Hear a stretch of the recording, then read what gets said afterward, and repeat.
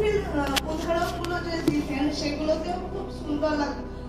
যেটা একটা বলেছিলেন যে নিমন্ত্রণ যে রাস্তায় দেখা হয়েছিল ছিলেন, ওটা মানে গিয়েছিলেন, ওটা তো আমি ভাবতেই পারেন মানে করছে দেখে আমি তো রানটাও আমার মনে পড়ে আছে কিভাবে কুল থাকতে হয় নিজেকে। সেটা মানে চেঞ্জ আমার অনেক মধ্যে হয়েছে, যে একটু রাগী ছিলাম, এখন শান্ত হয়ে গেছি অনেকটা।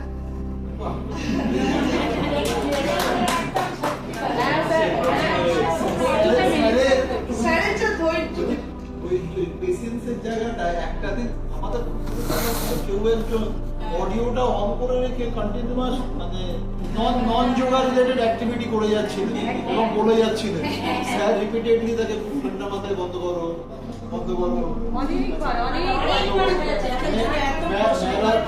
ডিস্টারবেন্স হয়েছে শুরুতে, কিন্তু ওই পেশেন্স মানে ইনথিঙ্কেবল, মানে সবাই যায় না যে একদম এইভাবে প্রশ্ন বারবার করে গেছে।